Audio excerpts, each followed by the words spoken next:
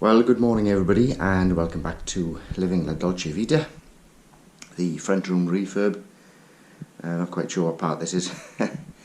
Anyway, just thought I'd a very short film for my next sort of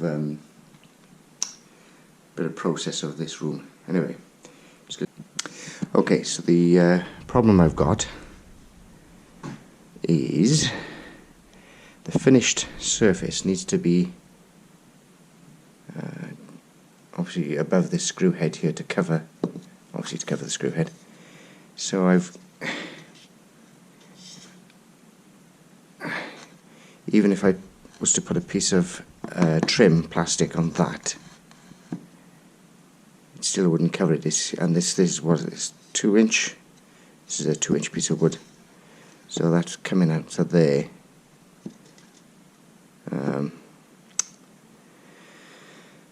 So yes,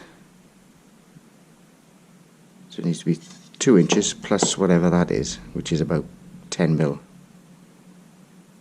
So whatever that is, not quite sure what that is. 2 inches in metric. Let's bear with me. I'm trying to do all this one-handed. So that's it's not 2 inches actually. It's 1 3/4, but it's 45, 4.5 centimeters, 45 mil. So it's 4.5 centimeters plus a 10 mil there. That's 5.5, isn't it? 5.5 centimeters, something like that. Anyway. So I either tie something to this and then finish off a plastic trim, or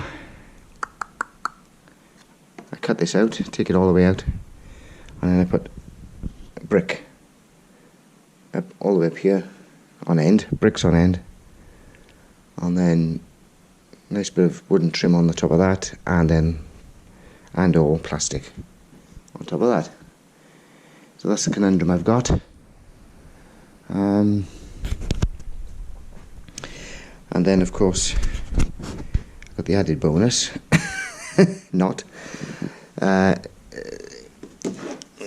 this is obviously the sill, and what I've discovered that it's higher up this end than that end. So when you look at it, when you sat down, you can see it. It's running uphill and it's catching your eye all the time, because obviously this line here is level there, or levelish anyway. But when you get to here, it runs out, and you can see it every time. And it's really irritating the hell out of me. So the only option I've got is to grind. I've got my angle grinders to take a slight piece off that all the way along in to try and bring the level down. Right, so that's the issue I've got. And of course, if I put bricks that side, I have to do the same the other side.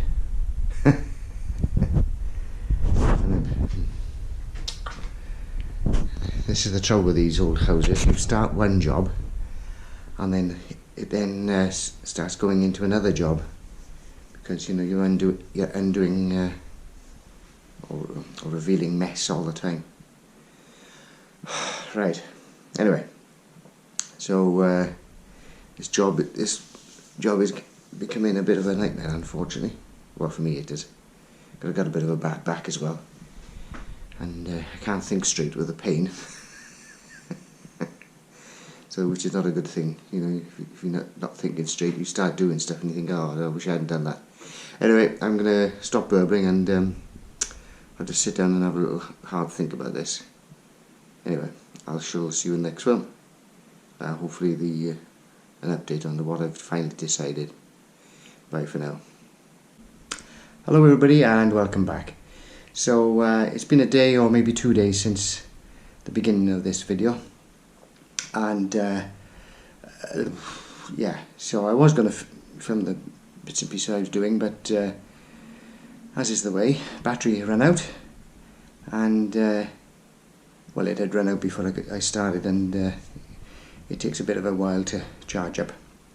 Anyway, just turn the camera on and show you what I've done so far.